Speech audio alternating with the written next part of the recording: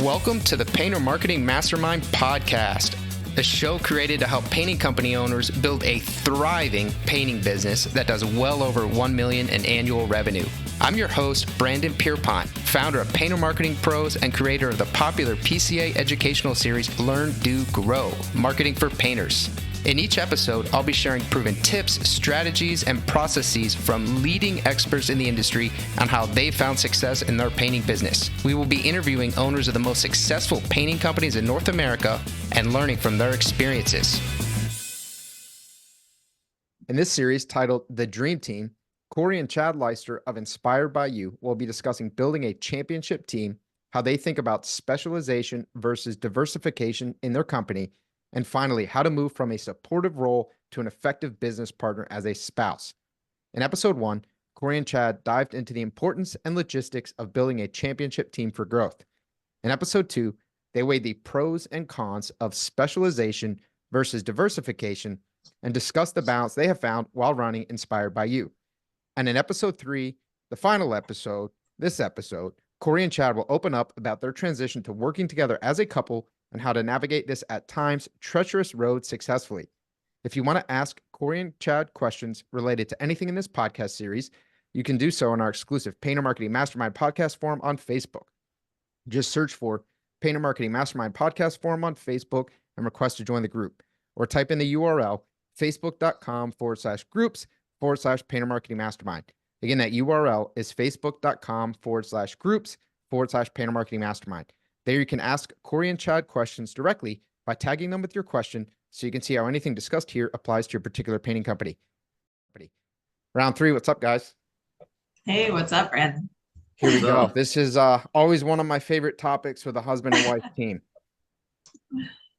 It's always an interesting topic, right? Yeah, it's a dicey one. It always gets quite real, but I think you guys are going to have some really good pointers for us. Sure. So the transition to working together as a couple. I know we've gotten into this, Chad, how he joined the business, but let's revisit that just so we have the context for this conversation. If we can just do a quick recap chronologically of Corrie, you starting the company and when Chad came on board, so we have some frame here. Sure. Well, I'll even push back a little bit farther. Like, Chad and I were married in May of 2003. Right? 2003 is when we were married. We're off to a great start. She can't even remember what year we were married. It's been a long time. 2020, what? No, 2003 we were married, and a month later we started a business together. So virtually our entire marriage has been a partnership, like not just a marriage, but also like a business partnership. So we've learned a lot over the past 20 years of marriage. Through that, and we're still constantly learning and growing. So when I started my business, it was in 2015, operating out of our garage. And then slowly but surely, I started taking over our home, and it was a hot mess. And so I got kicked out of our house and found a space here. And that was in 2020. And at the time, I had a lady who was doing all of well, initially I was doing everything in our business. And then I hired a lady who was doing a lot of our estimating. And then in October of 2020, that year, her husband was in a tragic accident. And so I needed help.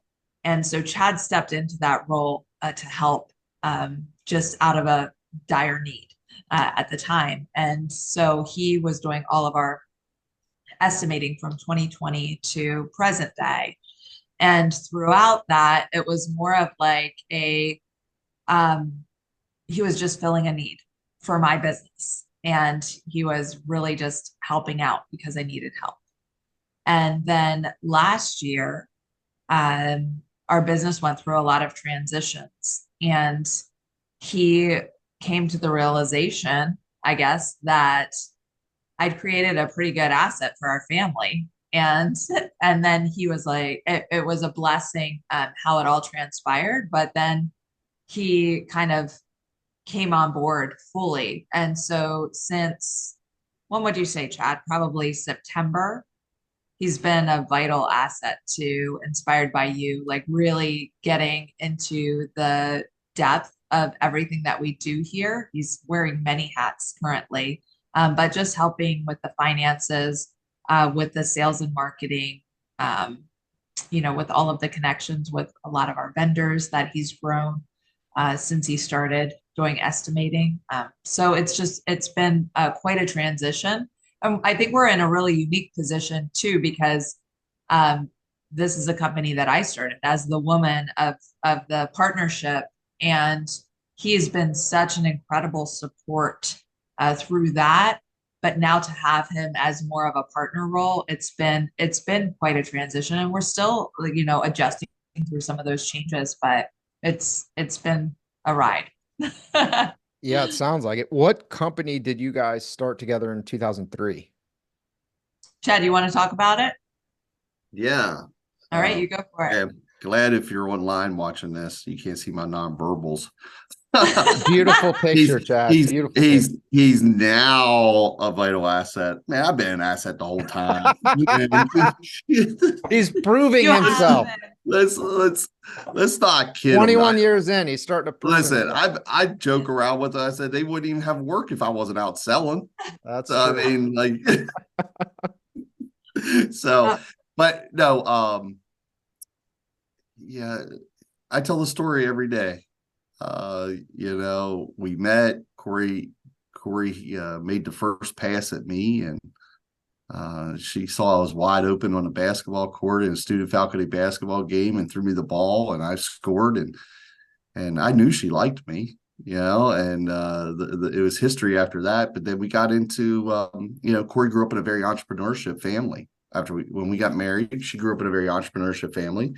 I grew up in a very blue collar family. My dad was a truck driver. My mom was an office manager of a grocery store. And I wanted to teach and coach the rest of my life. Corrie had other ideas. Even though she was a teacher and a coach, she grew up around entrepreneurship. She grew up around her parents working together and at sometimes, and then both owned their own businesses. And she wanted to do this network marketing business that all of her college friends were doing. And I thought it was a scam. I was 31 at the time. Corrie was 24. And I was like, she's just young and naive. It doesn't know what the heck she's talking about. Was it shaped kind of like a pyramid? Oh my gosh, it definitely was a pyramid. So it was Amway. Yeah, it was Amway. And I did the program. Some people made real good living on it. Well, I did the program. We did the program, but I did it to prove that it wouldn't work. And we followed their pattern, but I was proving it wouldn't work and we could get out of it 6 months later and get back to teaching and coaching. Well, it worked. Yeah. At one time, Corrie and I had 450 different marketers across the United States selling vitamins, energy drinks, cosmetics, skincare. We were speaking on stages about leadership and life, 5,000 to 10,000 people we were in front of. It was a fun ride. And we learned so much. And I contribute what we learned there, is why Corrie is really part of it is really why she's successful with the business. Her painting business is what we learned there. Yeah. Goodness gracious. Learning all about the sales and marketing world. I mean, that applies anywhere, that it really does apply to any kind of company. Sales and marketing, people think they're dirty words or whatnot, but that's how you grow businesses. It's just selling marketing. Yeah. Yeah. And really, I think what it did was it helped me develop a love of learning. I did not, I mean, I went to school to play sports and I didn't really develop a love of learning until I started, it really just opened up my mind to like some of the books that were out there, some of just the thought process and the wealth mentality. It really just developed a love of learning. How long did you guys do Amway? We still have it to this day. We just stopped working in 2014, but we still have it to this day. We've had great mentorship that we built something that's solid, it'll last. And so you guys have some passive income from Amway still. Yeah, we created a passive stream of revenue, which actually enabled me to start inspired by you because I didn't have to worry about, okay, well, if this fails, like we still had that revenue coming into our house. So it Yeah. kind of gave me a little bit more freedom to start a business without that fear of, okay, well, if this doesn't work, then I've got nothing, because we still had something. And it was, it was a nice substantial income that we had created with that. So we worked it pretty much 11 years hard together. And then we were able to walk away from Man, that's so cool. That's all. I did not know that you guys did that. That's amazing. And I Yeah. think it's, well, I don't want to get into this quite yet, but the books. Yeah. So, Corey, you talked about the love of learning and some of these wealth, the wealth mindset. I think wealth mindset is something that's often misunderstood, neglected, ignored, thought of as not real or not important or maybe greedy. Can Mm. you elaborate a little bit on the wealth mindset and maybe a few books that you found helpful? Sure. I don't think wealth mindset is just money. It's like that growth mindset. It's Mm. very much like that abundance mentality, that sharing of knowledge. I think a broke mindset is very short-term thinking. It's not thinking long-term. It's thinking the here and now. It's that immediate gratification instead of the delayed gratification, and not settling for the good when the great's around the corner. And like a lot of the things that we learned kind of growing up in our network marketing business, it translates so well. And success principles don't change no matter the arena. So it's like we were able to kind of take a lot of the stuff that I learned there and just translate it into our business. And I think people skills are such a highly underrated, um, just essential part of any business. And I think if you have good people skills and networking skills and, just connecting skills, the way to connect with people, I think that will instantly set your business apart, because so many people do not have just those basic people skills. And so books like Skill with People and Bringing Out the Best in People, How to Win Friends and Influence People, like all of those people skill books, Friendship Factor, those people skill books are essential, I think, for any business owner. And then you've got like, uh, I love storybooks, because they were just an easy way for me to read and remember things. So like The Go-Getter and The Greatest Salesman in the World is probably one of my favorite books of all times, with Og Mandino. One of my favorite chapters of all time is in that book, I Will Persist Until I Succeed. And it just talks about just going after it and continuing to fight and claw and scratch until you succeed. There's just so many great books out there. And then you've got like just your mindset books, like the Slate Edge, doing one little thing every day to separate yourself. And in the long term, it's going to separate big dividends. You've got Rich Dad Poor Dad, and Think and Grow Rich. All of these incredible books out there to help grow your mindset.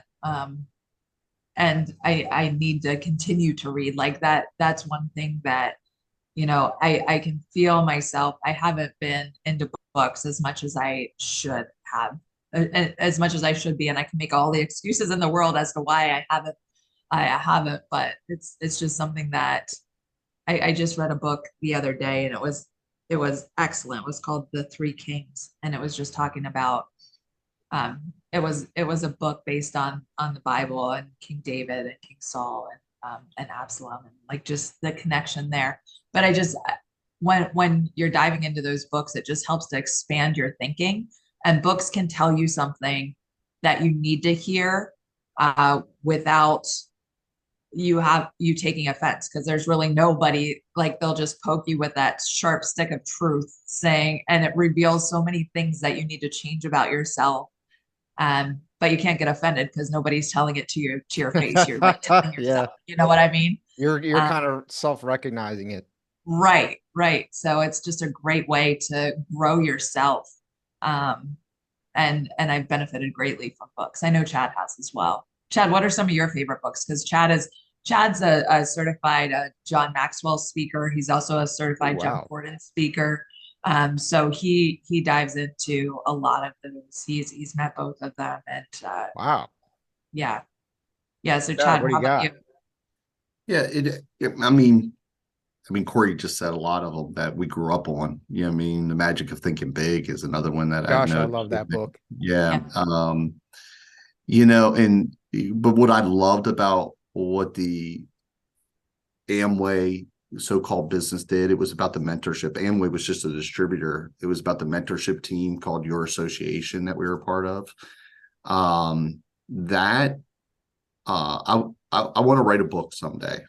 Talk about books, but I want to write a book someday of everybody who did things like that. So here's my thing: is it's about proximity. It's the same thing in the painting world too. It's all about proximity. Corey and I got into rooms and sat at feet of self-made multimillionaires very young in that business. And people go, well, why'd you succeed? I said, because we were in rooms and they taught stuff that you're not hearing out anywhere. And they talked about books and talked about this, and you soaked it up, and then you went and applied it. So many people read stuff and never apply it. Yeah.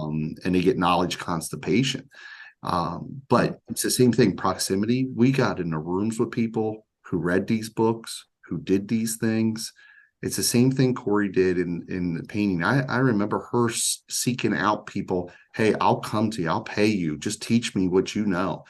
I saw her do that. I saw her take the same valuable lessons she learned in the network marketing business and just applied it here. And I would tell anybody who's going to like Expo and things like that, it's about proximity. I don't know if it's about one book that changed me. It's about all of them that changed me. I took a little bit out of every one of them and it molded and shaped me. But I also then got around the people who were in the fire, not just sitting on the sidelines. They weren't talking about what they used to do. They were doing it. And to me, that's what it's about. It's that community of growing and staying in community and proximity of people who are growing. Man, I love that. I'm going to share a personal story just because Yeah. it's relevant here. I don't want to talk too much about myself, but so I do Wim Hof stuff. So I went to, the cold training and things like that, done it in Poland and Iceland. And I went to Iceland. When you do interesting stuff, you meet interesting people. So that's another thing. You do crazy stuff, you meet really cool people. And so I met this group of entrepreneurs, and one of them was just a highly successful entrepreneur from France. And he was this Israeli French guy. He's actually in the Israeli reserves. He's over in Israel now, with the conflict. He's like 55, 58 years old. The dude's over in Israel right now for because of the conflict. And he had flown there in his private jet, flew everybody there. And I met him at the last day. I really started connecting and understanding this guy. And he started talking about real estate. And I had just read 3 of Robert Kiyosaki's books. Corey, you mentioned Rich Dad Poor Dad. I'd read a few of them. So I was kind of in that mindset, open to opportunity, open to seeing opportunity. And I talked to this guy and I was like, oh my gosh, he's the kind of guy that I want to learn from. And he didn't come from anything. He's now friends with Emmanuel Macron. I think he's probably worth in excess of 100 million. Like he's really somebody. So I ended up asking if I could come just learn from him. And so I bought a ticket to France, and like just right then, just bought a ticket to France, didn't have that much money, went out for a week, didn't know what it was going to look like. And what I did was I basically got a dinner with the guy. And I went and I got to sit in his office for a week. I got to talk to people who worked for him. He had a whole investment team and everything, family private equity office. But what I was there for was that one dinner with the guy for a week. And then from that one dinner, it changed my life, changed my perspective. It unlocked, knowledge that I had been seeking for years. So the point of that story is with Corey, with you flying, being willing to go pay people to teach you. If you're listening to this and you have big dreams, or you think you might want to have big dreams, but maybe have a glass ceiling because you don't think you're capable of it, it's yours for the taking. No one's going to give it to you. There's no rule book to follow. If you see an opportunity, go pursue it. Be willing to do whatever it takes. People tend to be pretty generous with go-getters. Go pursue it. Think outside the box, because that's what leads to greatness. Chad, that's what you're talking about, this proximity. Think bigger, think differently, and do unique things. But just wanted to drop that in. No, that's great. I mean, yeah. Yeah, Yeah. I listen, and I know that too. Love a mentor of mine, John Gordon, who's wrote a ton of books. He tells a story one time of Zig Ziglar being in the crowd while he was speaking. Okay, Zig Ziglar wrote "See at the Top," and some newer things. Zig Ziglar was a great speaker too. And but Zig Ziglar was in the front row of John Gordon speaking, taking notes on John Gordon. And that's when we talk about checking fruit, is those people who are in the hunt and who are hungry and who are really building their businesses. Do you also see them in this front row getting every little crumb and seed too, when they're not the focused and there's other people? And so I check out those people too, because then I want to get around those people, because I know they're humble and they're hungry. Yeah. You know? Yeah. I love it. I love it. Yeah. We all have something to learn from everybody. Everybody has something they're better at than you are, especially when they're they're an expert, of course. But even if they're not an expert, like at PCA Expo, right? There's those brain melts. So you'll have companies and 8 or 10 people sitting at a table discussing a certain topic, and it tends to be different, pretty dispersed set of revenue ranges sitting around the table. You might have someone who's at 300,000-400,000. You might have someone who's at 15 million, and they're sitting at the same table. And one of the things that I see is consistently the person who's at a really big revenue number is receptive, respectful, but they're also actually taking in information. They'll be taking notes from the person who's at $300,000 or $400,000, because that person knows things and is doing things that would actually benefit their business too. So always be open to new ideas and learning from other people. Yep. Absolutely.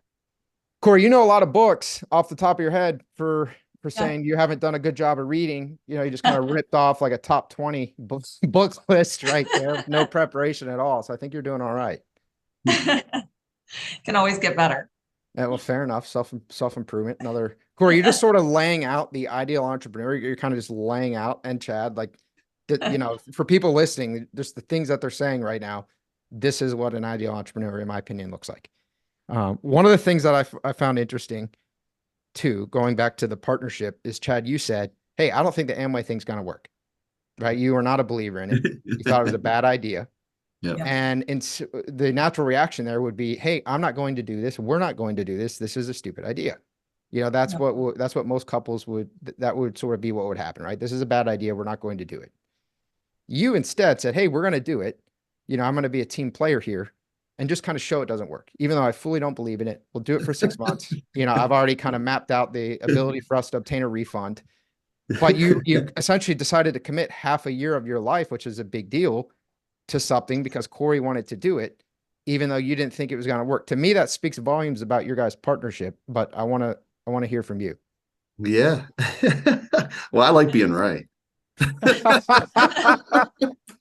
And if you just said no, that she would always say it was a great idea. You're going to prove it.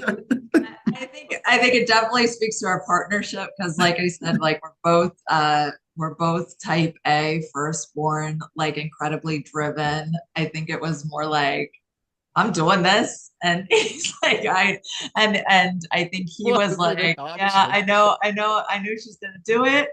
And I think he too, like, we're both very stubborn. Like, both Chad and I are so incredibly stubborn. So like, I dig my heels in and say, I'm doing it. And he's like, well, I'm going to do it, but I'm going to do it my own way. And I love how he said, I'm going to follow every step. I'm going to do everything they tell me to, just to show it doesn't work. Just to show it doesn't work. And it's and meanwhile, you guys crush it because you do every step. Like, literally, we hit the top of the bonus scale in 7 months. And we were like, it was crazy. That passive aggressive really worked out. Right. It totally was. And like, the whole time we were building our business, it was like, it was very much like that. Like, just constantly, just pushing the envelope and like trying to just work with one another and like learning it, because we're newlyweds. We're learning to work together, but we're also learning how to operate a business together. And we failed a lot. We still fail a lot. But the thing that I think we both learned is just never quit on the same day. Like, we don't ever quit on the same day. Yeah. Good job. I'm gonna get a bunch of like plaques and t-shirts and stuff made that go back and listen to these 3 things and pull out these phrases from Corey. And I'll just show every day at Expo, I'll be wearing a different shirt. It'll be like Dash Corey Leister. Yeah. Never both quit on the same day. I think it's been quite a ride. And the thing is, over the years, we've learned so much about one another. And Chad has been so good, like, because I have moments where I'm just like, oh, like this is like I can't take it as this and this and this and this and this. And he just listens. And then he's like, okay, now breathe. And like, and I just think, and he has those same days. And I try my best to listen. Now I'm definitely more like when he's having a bad day, I'm the one who will like be like, yeah, but you need to suck it up and like let's go and come on. And like I'm like more of that person. He's a much better listener. And but it's been a work in progress. We are definitely wouldn't you say, Chad, like we've grown a lot in that capacity. Yeah, and Brandon, two things. One, I know this is one of my flaws is I'm a good follower as long as the leader is strong. If that leader isn't strong, I'm not following. Yeah. I'm a horrible follower if the leader isn't strong. And thank goodness we had a very strong leader that I bought into during that time. Basically, he told me I couldn't do it. And I was like, that was my plan. There it is. but then that ticked me off. And I was like, okay, you put your pants on the same way I do. And I said, we'll do this. And so that was great. The other thing though I want to say is through that, a guy's ego and pride can really grow when you have thousands of people at just wanting, just texting you or calling you or just thinking that you're all this and you have the answers for everything. And what almost destroyed us as Corrie and I, to be transparent, is that my ego, my pride got in the way. And this business became my idol more than why I was supposedly doing it, was to have free time, to have that I don't have to think about money. I don't have to be filthy rich, but I want to think about money like I think about air. I don't think about my breath of air every day. If I want to do something, I want to do something, and being there and creating memories for my family.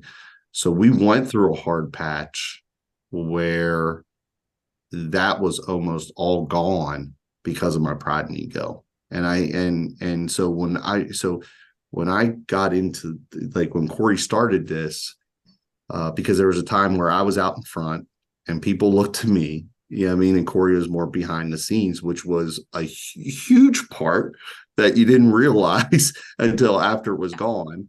That's the glue that keeps things together, is behind the scenes. When it came to this and Corrie started building this, I promised myself, and I promised God, that I would never touch the glory and I would never want to be out in front. This is why I even struggle being on podcasts with Corrie, because I don't even want to get close to that anymore. My job is to support her, to serve my kids, to whatever they need. It's just, listen, when she started taking this over, that meant laundry, that meant cooking, that meant running the kids everywhere, that meant still I took on another business and owned a bread route. That meant working full time there. That meant whatever it took to take everything off of Corrie's plate so she could go build. That was my job. And today I still feel like that's my job. And that I don't want to get close to her. What she has built. I'm behind the scenes. I do whatever she can, the heavy lifting where she don't have to lift that. But at the end of the day, Inspired by You is about Corrie Leister and the team of awesome ladies that she has built and the culture that she has built. What a partner, man. He's an incredible partner. And I couldn't have done what we've done with Inspired by You without him and without his support behind the scenes. Because like you said, like it is a lot of stuff that he's had to carry. And the thing is, like, I don't ever want that glory either. You know what I mean? Like I always refer to it as our team, and it's us, and it's about, what we've built. I hate I statements. And And so for me, I think, yeah, I'm a strong woman, but I think that as a strong woman, I want an even stronger man. And so what I've seen in Chad is not only is he a stronger man, but he has grown into like an incredibly humble servant leader, which is in my mind the strongest of men, because I think it takes so much more. It's very easy to have that pride and ego and to go about it and to own it. It takes so much more in a man who's willing to humble himself and do everything that he's done behind the scenes without any recognition whatsoever, just to help our family and to help our business grow.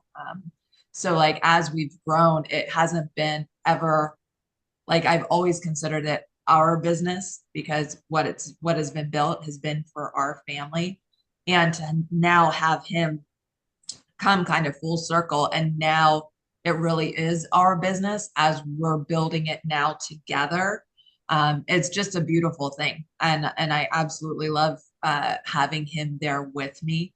I know that right now he is drowning in all of the stuff that is on his plate because he has taken over such Yeah, a I want large fired. part. I really want fired. I really want to be fired. Appreciate you making the time, man. I have Yes. threatened that a couple of times.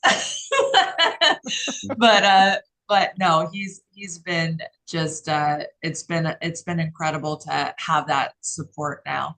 And as we continue to grow together now from here on out, it's going to be even better.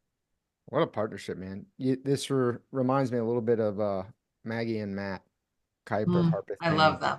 Yeah. Yeah, I have a very, very good relationship and partnership like you guys.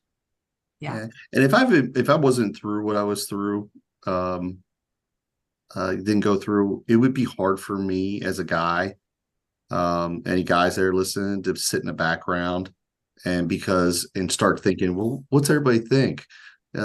Corey's just out there doing the work and Chad does nothing, because people don't see what I do, but I have nothing to prove to anybody. I feel that good about me and the relationship I have with my God, and that I have nothing to prove. The only thing I have to prove is to him that I'm taking care of Corey and the kids.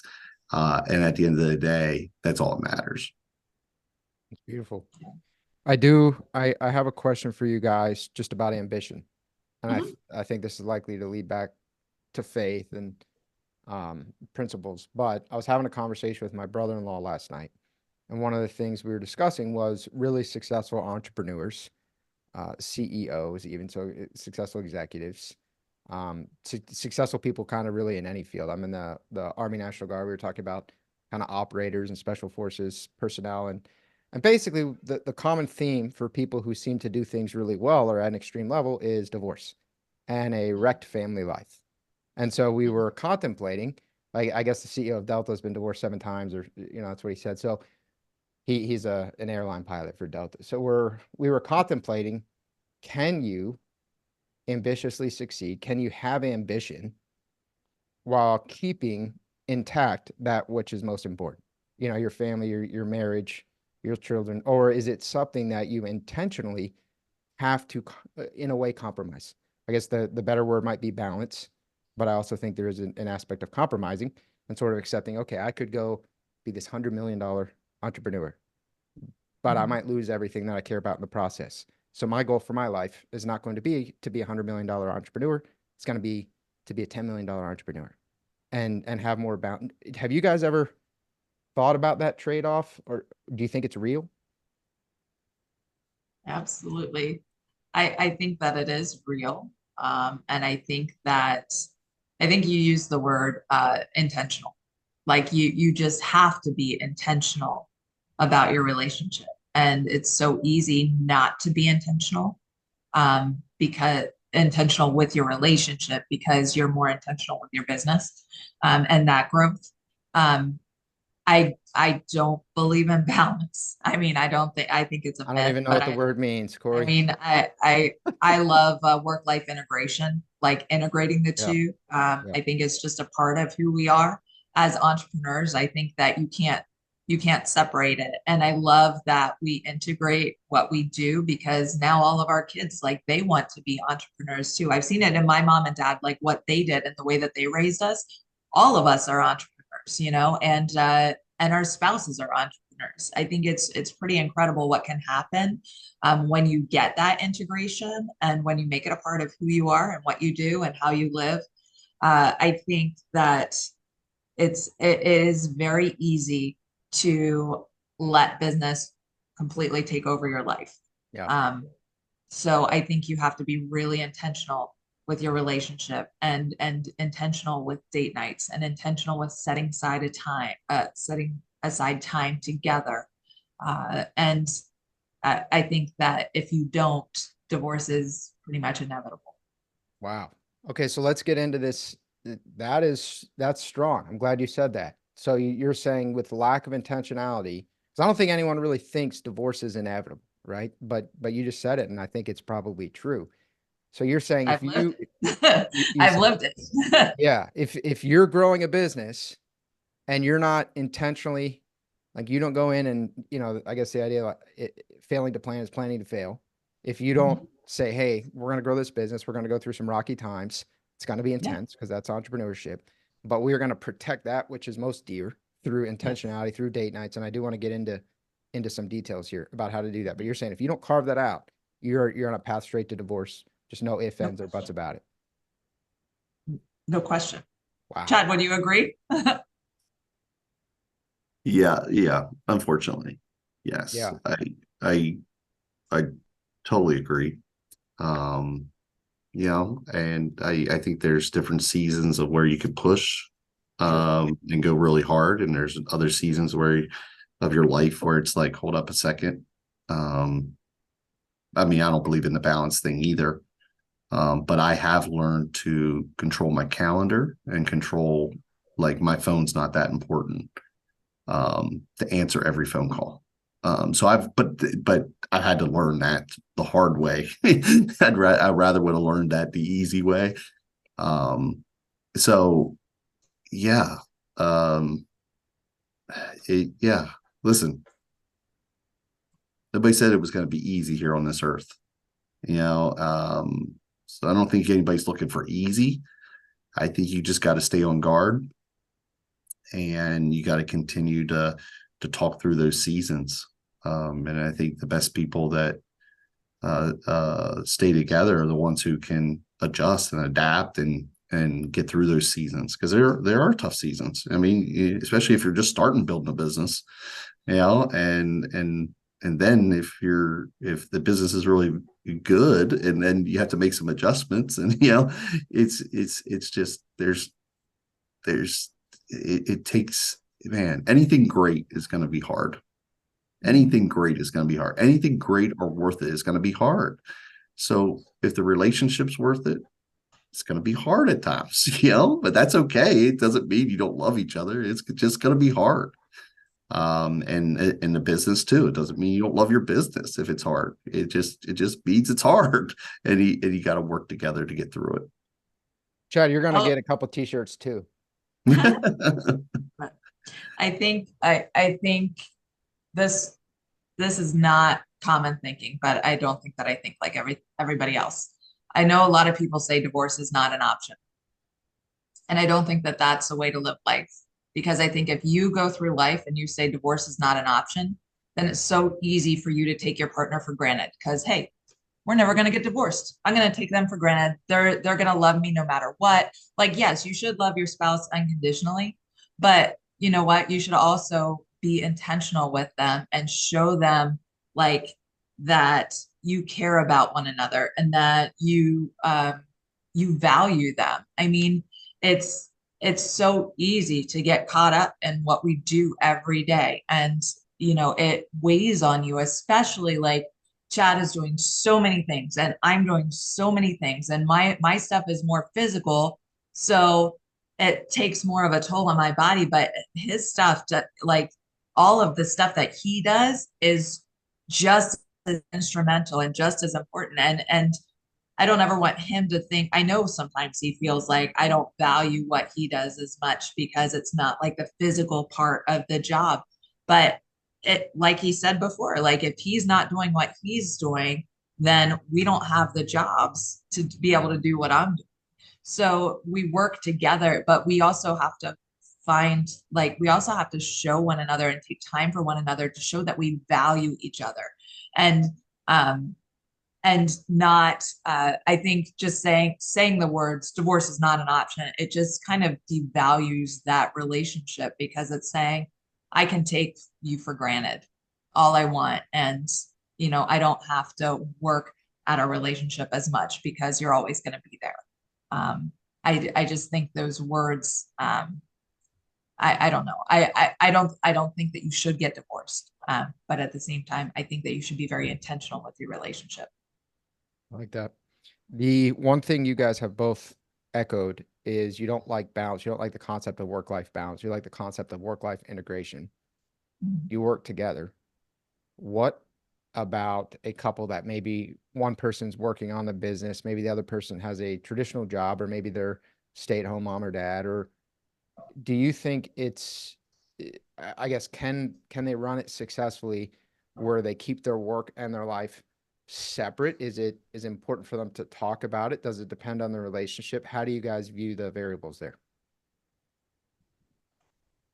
I think it's important for them to communicate about it, especially if it's like if it's one spouse that owns a business. I think that that's a business to help your family, and I think that it should be communicated with. And I think that as a spouse, you want to feel a part of what each other is doing. I think that communication is really essential in any kind of relationship, but especially a marriage relationship. Let's get into some. Oh, go ahead, Chad. No. I agree. Like, I don't see how couples, whatever one owns a business, listen, if you're a couple, whether you're in it or not, you own a business together. Yeah, I mean, You're so in it, whether you think yeah, you're in it or not. yeah. You're I wouldn't definitely in see it. why the other person wouldn't want to know what the heck's going on in that Yeah. business, Yeah. you know? Head in the Well, sand. and I mean, there's just so much weight that is on the shoulders of a business owner, especially if it's a solopreneur where you're doing everything and you're wearing all hats yourself. Like there's just so much weight on that person.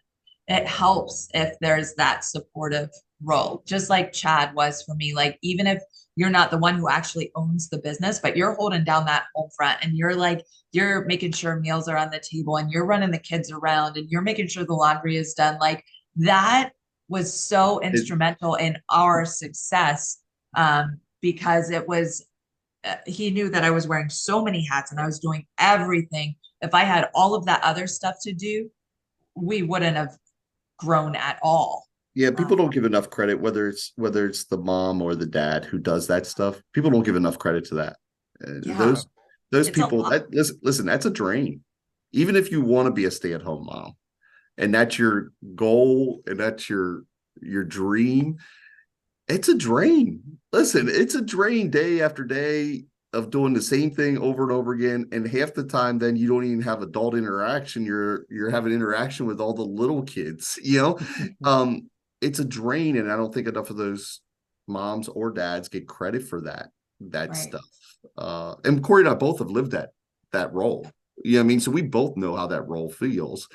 And I just, yeah, there's I mean, I was just glad that I got to do their laundry when they were little, and Chad gets them when they're athletes and they go through 2 or 3 pairs of clothes a day. I Guys are mean, he very can adept at spend the his whole laundry. life doing laundry. It's crazy how much these kids, like, their laundry piles up so much. Like, just that in itself could be a Yeah, full-time job for they're somebody. starting to do their own this summer. I love it. I'm Yeah. out. I'm Little out. responsibility and independence. That's right.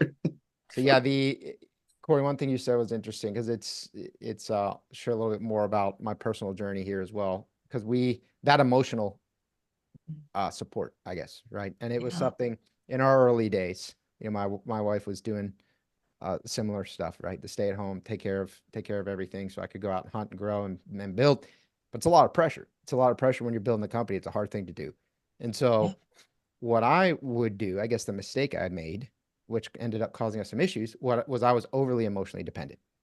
So you want to have an outlet, right? You want to talk with your partner about it. You want to kind of let the stress out or explain what's going on or what you're worried about. But your partner is there monitoring the kids, doing the laundry, getting dinner ready, taking the kids to and from other places, like answering their questions, being emotionally supportive for them. Then, okay, they go to bed. And then you come out. Now they got to babysit kid number 3, in my example, right? And like now babysit me. So we had to come up with a balance where it was like, okay, kid number 3 is going to grow up. We're going to go ahead and kick him out of the house. Time for him to grow up and have structured times. Like, okay, there's structured times where we can discuss ideas, strategies, get feedback. Like you guys said, you're in it together, whether you're both running the business or not. But kid number 3 needs to get some emotional independence. So I think that's an important point. And I know I overlooked it. I certainly overlooked it. Like like one of you said, it's draining. The emotional toll of having to emotionally, not just the tasks. I'm very task oriented. So I think, what are you doing? Boom, boom, boom, boom, boom, knock out the task. But the emotional support required can be draining. And for somebody who's in that role, you think as the business owner, oh, it's all going according to plan. The business is getting bigger. We're dividing and conquering. This person's staying home. I'm growing it, and everything is on track. But for the person who's staying at home, it can feel like nothing is happening because all they're doing is the laundry and the dinner and emotional support and the laundry and the dinner and they're not as in tune, so they're not excited about it, and it can kind of beat the crap out of them over a long period of time. Have you guys experienced personally any of that? No question. I think especially recently with us just grinding, like it's constantly going and going and going, and fixing a lot of the stuff that I did. I mean, Chad's the fixer right now. He's going in and he's wearing it's like a Denzel Washington movie or something. The Fixer. Yeah, he's fixing a lot of the stuff and we're cleaning up a lot of the stuff and making sure that it's running properly. And so it's very easy to, at the end of the day, just complain and say, like, this is going wrong and this is going wrong and this is going wrong and this is going wrong. And then like when I have a bad day and then I hear all of that, it's just like, it's draining. And I know it's the same for him. If he's having a long day and then I'm the one complaining, like it's just, I think we have to do a better job of guarding ourselves against that. I know there's just living with a heart of gratitude helps that, like, because there's so many things to be thankful for, despite all of the crap that's going on and all of the stuff that's coming against you and all of the things that are draining life. There is so many things that are filling. And I tend to be more of a good finder. And I know it drives people crazy sometimes because like there's all of this crap going on and I can like find something good in it. But there are days too when I'm like, oh gosh, this again and this again and this again. So, I think it's best when you do operate out of a heart of gratitude, and it's a lot easier said than done. Sure. Chad, how about you? What are your thoughts on? Yeah, and you know what? And it was for my whole thing of never touching the glory again was a good thing, but a bad thing also. I needed to get a different mindset, is because there's no way, even Corey, the things that we have transitioned to, the things that I took over, there's no way somebody who is producing at the level Corey's producing is able to do those things as well. And so even though I thought I was helping by not stepping on her toes, by not saying, hey, let's look at this and let's look at this part of the business and just staying in my lane and doing sales, I really wasn't helping. And I think what we were both doing is one of those stories like Corey wanted so much help, but I don't want to ask Chad to come in here and help. I wanted to let him do his thing. And I was like, and me thinking of her, I don't want to step on her toes. This is her thing. She built this. I don't want to get in the way. I think we were actually both thinking of each other, but never connecting in that time of saying, hey, this is what is really needed. Because I know that's how she feels. Like she doesn't feel threatened that I need to be the one out in front and I need to be the person at, Corey's the the one out in front. Corrie's the face of Inspired by You.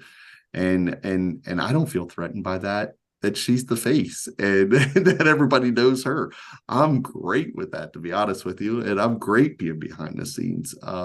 So yeah, Yeah, and Chad, I think yeah, it took me taking on another partner yeah, for Chad to finally realize that I've been looking for a partner and praying that it would be him for years. But it took me taking on another partner for him to say, hold up, I can be your partner. And had I not taken on that partner, then this would have never happened. So it's like, even though our hey, business. God works things all things together for the good, even though we don't understand the mess at the beginning. Yeah. We never do. If I remind myself about anything, we never understand the mess in the beginning. We always understand it looking backwards. Yeah. And not that you want to stay backwards, because you always want to be forward thinking, but it's good to reflect every once in a while for a reminder that next time you go through something, it's like, hold up a second. He's brought me through this. He's brought me through that. He's brought me through this. I didn't understand it when I was in it. Let me trust in him. And then boom. That's a very good point. Looking back on that stuff, because especially as hard charging entrepreneurs, we very rarely do that. But then we have some downturn or some negative consequence, and it's hard to not get emotionally really affected by it. But when you make a habit of looking back and seeing the stuff you've come through, and even how a lot of those things will have ended up working out for the best, you're saying there is some kind of plan there, then it's easier to have faith that, hey, this is going to be okay. It's going to end up being a win somehow. I have no idea how, but I know we're going to come out on top of this. Well, that reflection process, I think, is so instrumental in success. Like just reflecting on everything that's happened in the past, and it enables you to have that heart of gratitude, because you can essentially look back. I can look back on everything that has happened in my life, and I can say, oh my gosh, this was God preparing me for this. And then this happened so that it would prepare me for this. And like every single thing in my life that has happened has prepared me. It's perfect preparation for where you are right now. And you can continue to walk. It enables you to walk by faith even more when you've seen his hand work in your life and in your business. And it's pretty awesome. That's actually scared Ariel and me. So because we've gone through some pretty dark times with some stuff, and we're like, it's God preparing us, but then we both get nervous. We're kind of clamming up, like, for what? I don't know what. Whatever's coming up, we don't want it.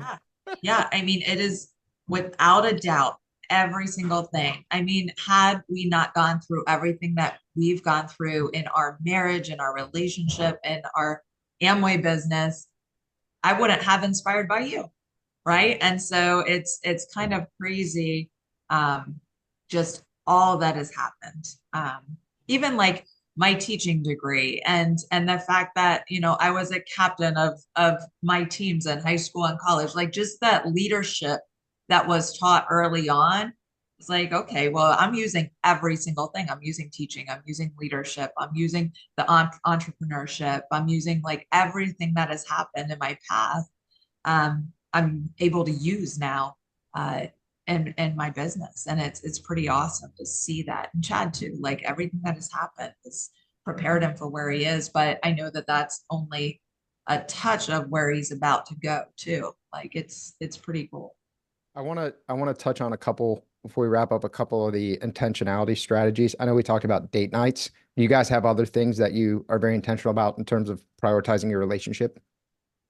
I'm getting better. It's a work in progress. I mean, even like at Christmas this year, because I'm so hard to get gifts for, because I'm like, if I want something, I'll just go get it. Yeah. So I'm a horror, like gifts is not my love language, giving gifts. Yeah. I mean, I'd rather spend time with you and create a memory.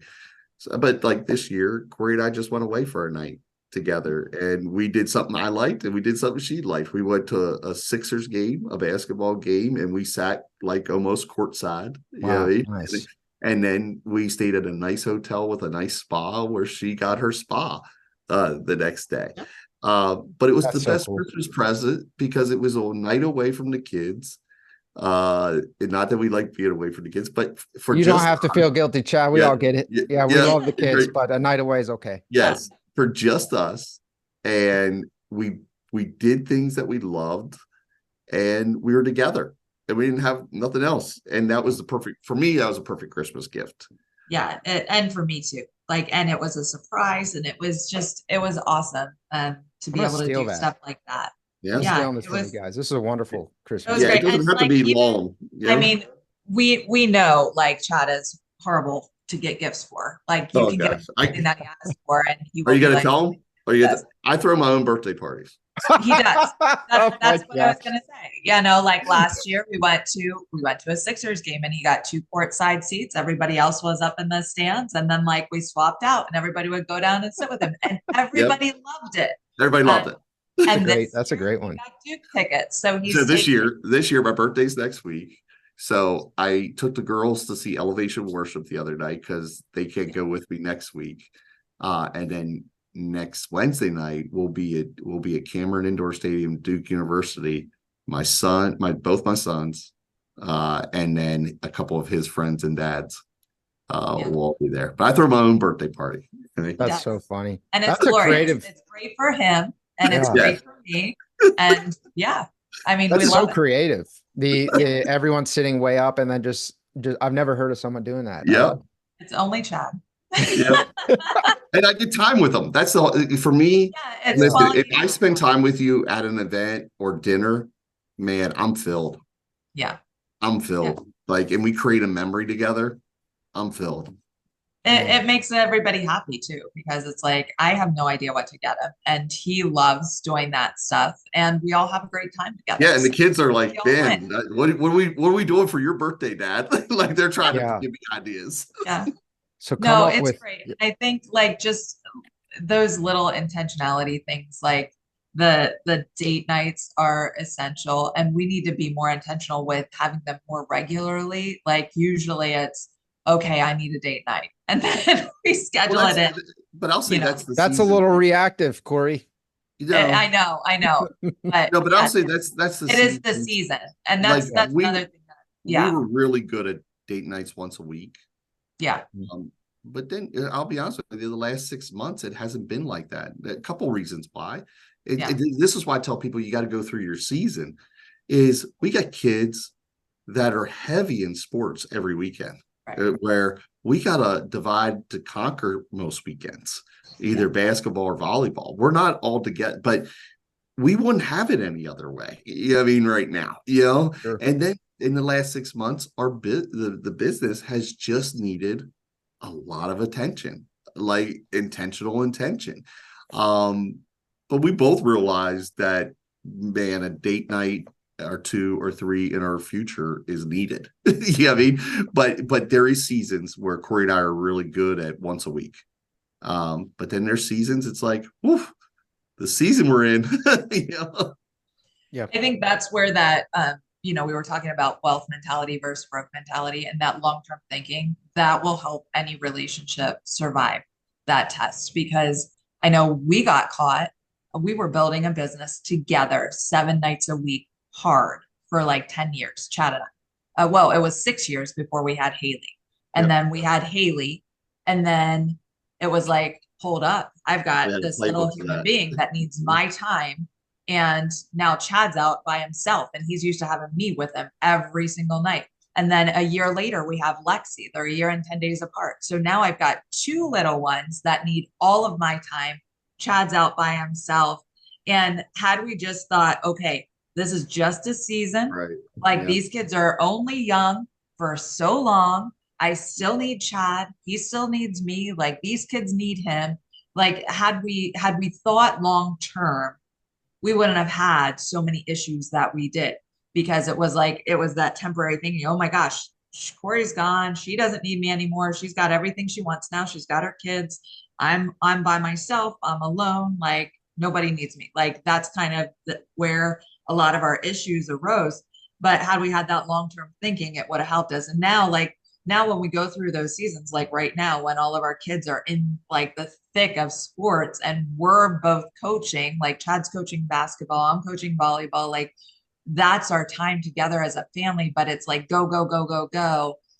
It's just temporary. And like we only have them really in the house for 4 to 6 more years before Flynn leaves. After that, it's just going to be Chad and I again. So we want to make sure that we're being intentional so that when those kids are gone and they're off and they're on their own, like we still have that connection, we still have that relationship. And we've thought about that long term instead of like living in the here and now and thinking, oh my Yeah. gosh, like we never spend each time together. We don't need each Sure. other, like whatever. And one thing So I'll I share think, from that. Oh, yeah. No, I was, go no, ahead. one thing I'll chime in from that is the communication aspect. Because Yeah. where my wife and I have had a disconnect sometimes is I'll think we're in this season. You know, we both know we're in this season, but apparently she Right. didn't know we're in the season, right? Which Yeah. means we're not in this season.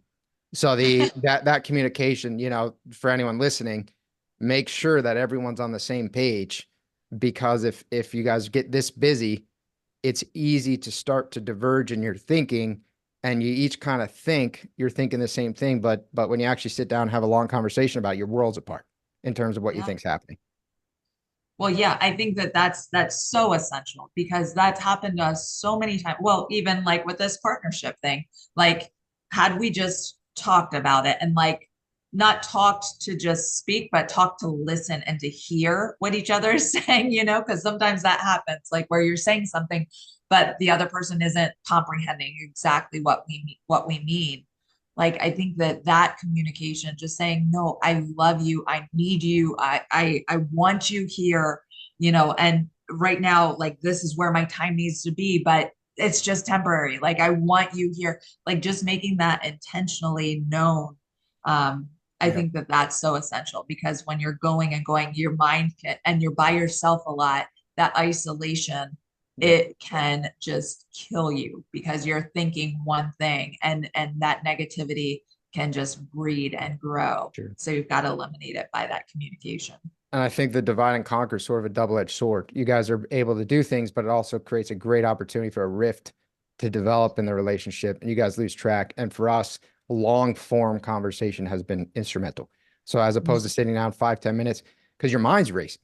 So as a business owner, your mind's racing. As someone who's more focused on the family, your mind's racing. So you each have a thousand things. So oftentimes you're not even in touch really fully with yourself. So when you Right. do sit down, we found we're going to spend a day together. We're gonna go like spend hours and hours and hours, and it wouldn't have worked in an hour or a half hour. So that's not necessarily the same for everyone, but I'm trying to from just chime in here little bits from my personal experience to also hopefully help some people out there, because it is a grind to grow a And business it's as a married it's couple. so good to like I catch myself all of the time. Like when Chad calls, often I'm doing a million things. Yeah, And so he'll call and I'm like doing this and doing this and doing this and doing this. And I'm not intentional with him when he's on the phone. And I need to do a much better job of that because it's like when you're doing a million things. And then when I call him and I have time to talk, then he's doing a million things. And yeah, so it's, just I think I need to do a much better job of just not just being intentional with dates, but being intentional like, okay, when he's talking to me, I need to put everything down and focus on what he's saying because that's going to strengthen that relationship. And that's way more important than all the other million things that I'm doing. 100%. Yeah. Guys, this has been absolutely phenomenal. This is a gold standard podcast episode.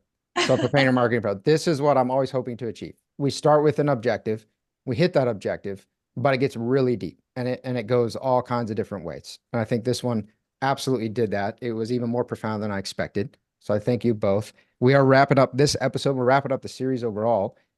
Is there Yep. anything you guys want to add before we put a pin in this thing? Chad, anything? No, I appreciate it, Brandon. Thanks for having us on. I And appreciate you, man. even when we get a chance to talk, we're still learning too. But and I think this is the first or maybe the second one I've ever done. I try to stay away from these. I really do. Not in any bad way or anything like that. It's just my whole intention is to serve Corrie, serve my kids, and there's only one person I need to impress, and that's my Heavenly Father at the end of the day. Yeah, I mean, that's the guy I got to answer to. So I think as us guys can stay humble and hungry like that and have something to look to that's bigger than us, I think us as men are better. Well, I think, Chad, I think you helped a lot of people by coming on the podcast. I think it was a very unselfish thing to do, and I thank you for making the time. Yeah. Yeah, appreciate it.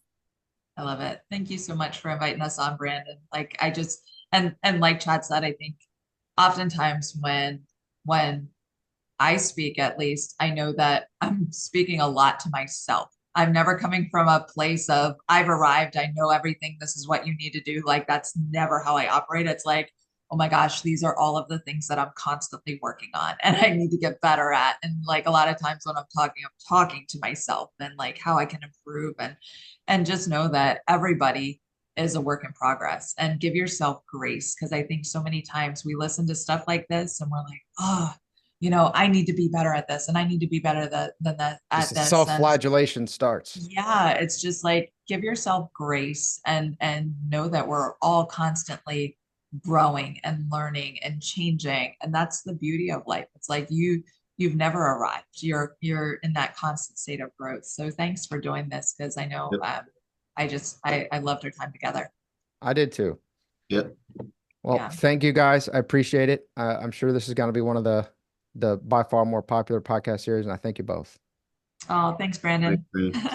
If you want to learn more about the topics we discussed in this podcast and how you can use them to grow your painting business, visit paintermarketingpros.com/podcast for free training, as well as the ability to schedule a personalized strategy session for your painting company.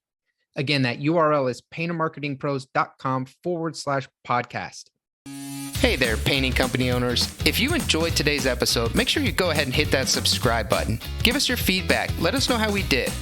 And also, if you're interested in taking your painting business to the next level, make sure you visit the Painter Marketing Pros website at paintermarketingpros.com to learn more about our services. You can also reach out to me directly by emailing me at brandon@paintermarketingpros.com, and I can give you personalized advice on growing your painting business. Until next time, keep growing.